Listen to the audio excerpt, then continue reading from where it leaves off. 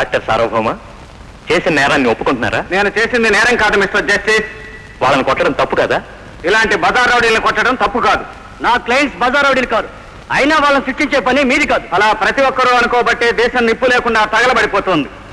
Mister justice, నేను మనిషిలో ఉన్న రోగానికే కాదు, మానవత్వానికి పట్టిన రోగానికి కూడా చికిత్స చేయాలన్న ఆశయం, ఆలోచన ఉన్న మనిషిని.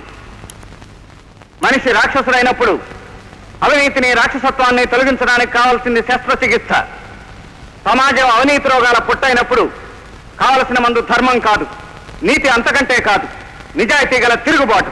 సార్వభౌమ, నీ వాదాన్ని కాదనలేను, కానీ చట్టం నీ ఆలోచనలోని నేరాన్ని చూస్తుంది కానీ అందులోని నిజాయితీని చూడదు. మిస్టర్ జస్టిస్, డాక్టర్గా సాటి మనిషి బాధను తీరుస్తాను, పౌరుడిగా సాటి మనిషి బాధను వారిస్తాను, మానవుడిగా సాటి మనిషి బాధకు కన్నీరు కారుస్తాను. మిస్టర్ సార్వభౌమ, నువ్వు చేసింది మంచి పని అయినా చేసిన పద్ధతి మాత్రం తప్పు.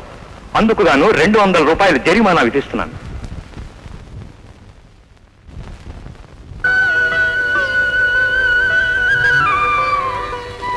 ఉషా, అమ్మా ఉషా, త్వరగా రావాలి.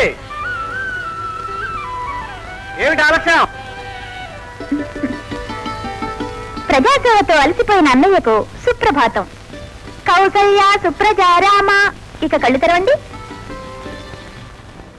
సూర్యుడు ఉదయిస్తే ప్రపంచానికి తెల్లవారుతుంది, కానీ నిద్ర లేవగానే నిన్ను చూడందే నాకు తెల్లవారదమ్మా. ఇదెంత కాలంలే, రేపు నీ పెళ్ళం వస్తే అన్నీ మర్చిపోతావు. అన్నీ మర్చిపోయినా నిద్ర లేవగానే మొదటిసారి నిన్ను చూడటం మాత్రం మర్చిపోనమ్మా. అన్నయ్య. అవునమ్మా, ఎప్పుడూ నువ్వు నవ్వుతూ నా ఎదుట నిలబడాలి. నీ నుదుట కుంకుమ సూర్యబింబంలా సుప్రభాతాన్ని గుర్తు చేయాలి. అన్న పూజ కావస్తోంది, నువ్వు ఇంకా నిద్ర లేవలేదని తెలిస్తే మండి పడుతుంది. పాదన్నయ్యా.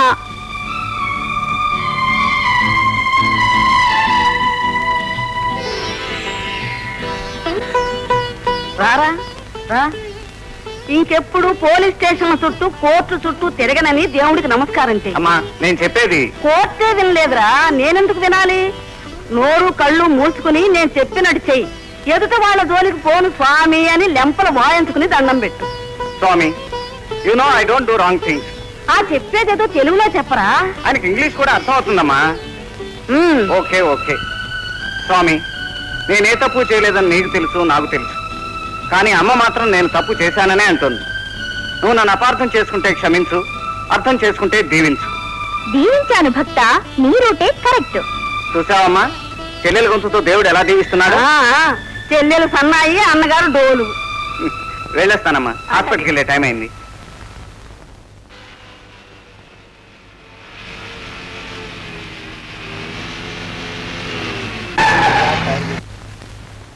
Good morning uncle. Very good morning. రోజు నువ్వు నాకు ఇలా కనిపించకపోతే చాలా కోపం వచ్చేస్తుంది. ఓ, చాలా కోపమా?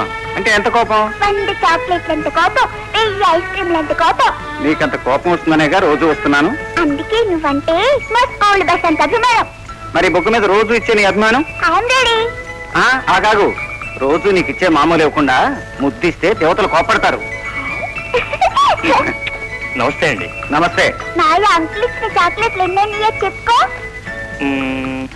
1570. కరెక్ట్. ఈ న్యూస్ మీ నమస్తే పేపర్లో వేయించు. తప్పకుండా. మరి అంకుల్ని చూసావు కదా, స్కూల్కి టైం అవుతుందిగా, పద. టాటా అంకుల్. మీతో పరిచయం పెరిగాక పాపలో కొత్త జీవం కనిపిస్తుంది. శరీరానికి మందులు ఇచ్చి మనిషిని బ్రతికించాలన్నది డాక్టర్గా నేను చదువుకున్న చదువు. మనసును మనసుతో పలకరించి మనిషిని కాపాడాలన్నది ఇప్పుడు కొత్తగా చదువుకున్న చదువు. అందుకే ఆశ మనసు నాకు యూనివర్సిటీ. వస్తాను.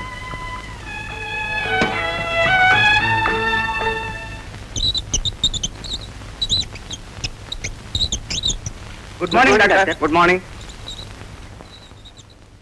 నమస్కారం బాబు. నమస్కారం. ఏం ఆరోగ్యం ఎలా ఉంది? మీ దయ వల్ల బాగానే ఉన్నాను బాబు.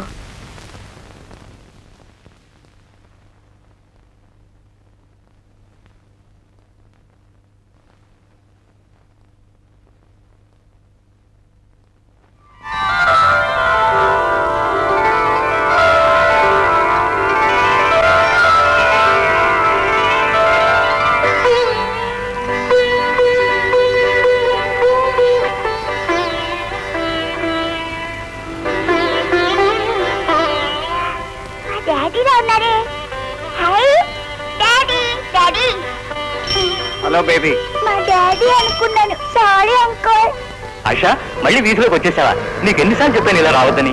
ఎక్స్క్యూజ్ మీ సార్, పాప మిమ్మల్ని ఏమైనా ఇబ్బంది పెట్టిందా? No sweet child.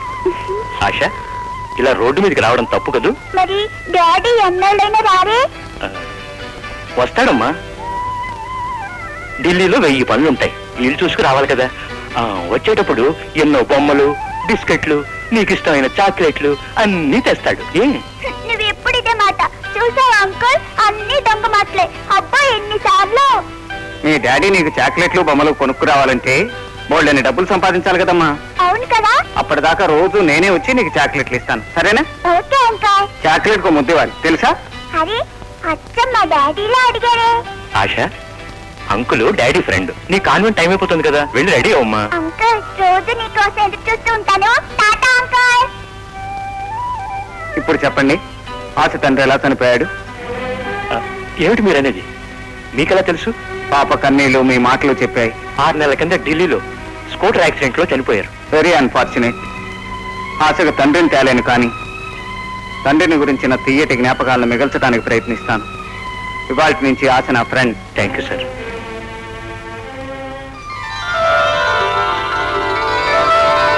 అమ్మా అగనమ్మా, మీ దగ్గర అపాయింట్మెంట్ ఉందా? కొత్తగా జాయిన్ అయ్యావా? అవునమ్మా, ఈ రోజే జాయిన్ అయ్యాను. అమ్మమ్మా, అలా నేరుగా డాక్టర్ గారు రూమ్ లోకి వెళ్ళిపోతే నా కొప్ప మునిగిపోతుందమ్మా. కొంపేగా పర్వాలేదు.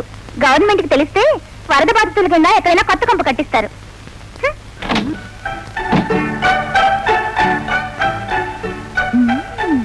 నమస్కారం డాక్టర్ గారు, ఆరోగ్యంగా ఉన్నారా?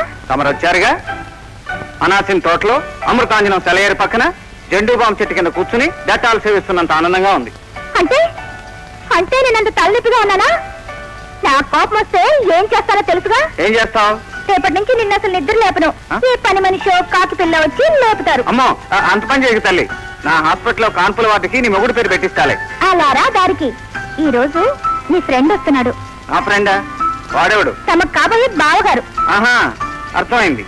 కాబోయే భర్త గారు వస్తున్నారు, బ్యాండ్ మేళంతో ఎదురు వేద్దామనే. అయినా విమానాలు నడిపేవాడికి బ్యాండ్ స్వాగతాలు ఎందుకు లేచలేమ్మా?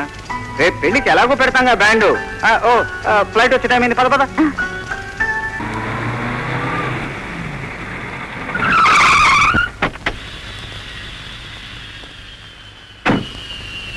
హలో ఎరా రాస్కెల్, బాగున్నావా? గుడ్. ఆ మాట అన్నావుగా, అంతే చాలు. చిరంజీవా అని పిలిచినట్లు. ఏం కాబా, హౌ ఆర్ యు? కాబానా? అదేం భాషరా? కాబా అంటే కాబోయే భార్యామణి గారు అని. బాగున్నానండి. కాబా గారు కాబా అంటే అంటే కాబోయే భర్త గారు అని. అమ్మో, విస్కీలో ఆవకాయ కలిపినట్లుందిరా దెబ్బ. విమానం నడపడం కాదురా నా చెల్లెలతో మాట్లాడటం అంటే. కమాన్.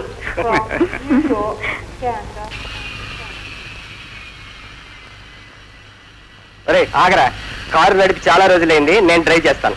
నువ్వా? ఇది ట్రాఫిక్ లేని ఆకాశం కాదు, విమానంలో డ్రైవ్ చేయడానికి. మనుషులు తిరిగే రోడ్డు. అంతేనంటావా? ఈ అడ్జస్ట్మెంట్ ఏంటో నాకు తెలుసులే. కమాన్.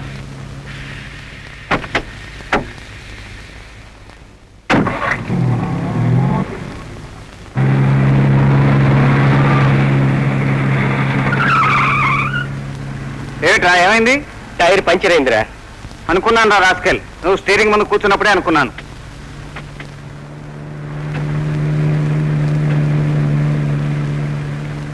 Hey, come on, come on dear. అన్నయ్య. You naughty girl. రమ్మంటుంటే. ఎక్కడ్రా? ఏ టైర్ పంచర్ అయింది? చూడు గురు, నువ్వు ఇప్పుడు మెయిన్ రోడ్డు మీద ఉన్నావు. 15 ఇయర్ బస్ ఎక్కి 90 పైసలు టికెట్ కొనుక్కున్నావంటే సరాసరి నీ హాస్పిటల్ ముందు ఉంటావు. ఏమిటా నువ్వు అనేది?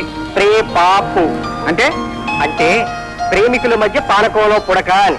చూడు, మేమిద్దరం చాలా పర్సనల్ విషయాలు మాట్లాడుకోవాలి, తర్వాత కలుద్దాం. Bye. See you. Tata. Hi.